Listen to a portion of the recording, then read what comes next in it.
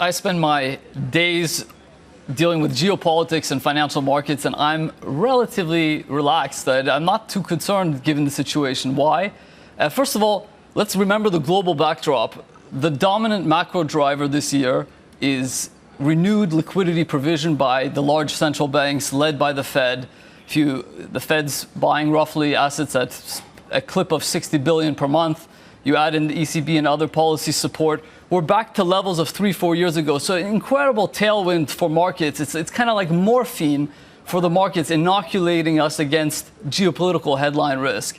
And the second reason is if you really take the Middle East situation specifically, markets have been anticipated there'll be a retaliation in the military diplomatic sphere in Iraq or Syria. That's kind of what's taking place. That's not very market relevant, let's be honest. We're much more concerned whether it's with spillover effects to oil production, oil transport, or even an unconventional counterattack in the cyberspace or something that would be really disruptive. But that's really on the tail, more of a tail risk than a material risk given developments that we're seeing in the news today.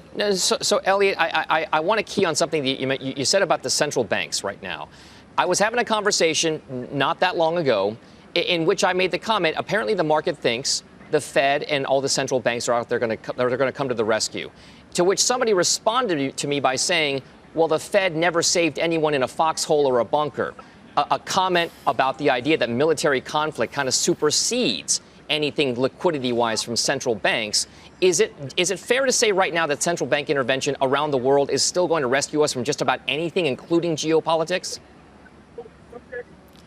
It's not a rescue. As I mentioned, it's kind of like it's a bit of an inoculation. It raises the barrier to what needs to occur to really make these drawdowns in the marketplace a little bit more sustainable. That's really what it does. It raises the barrier. Now, in a tail risk scenario, you really get a serious turn in sentiment.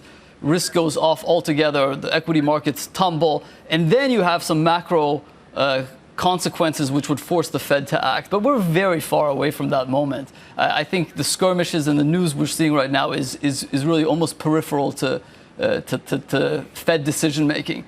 Conversely, the other, if you really want to talk about negative scenarios, would be you get a real disruption in the oil market. Production is hit, particularly in Saudi Arabia, something where even spare capacity can't jump in.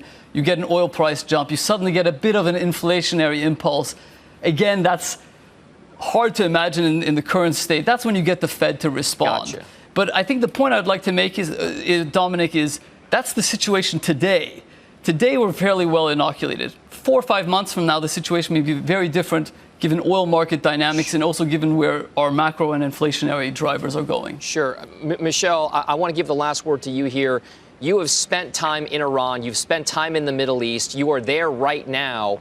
Let's talk about what you think could be the likely next scenario or next steps between the U.S. and Iran, knowing, like you said, that perhaps the on-the-record comments are for a de-escalation of these tensions.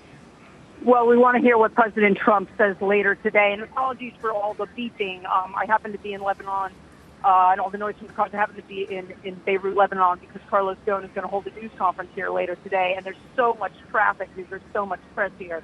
Hence all the noise. I apologize for disrupting anything. So to answer your question, first, President Trump, we want to hear what he has to say.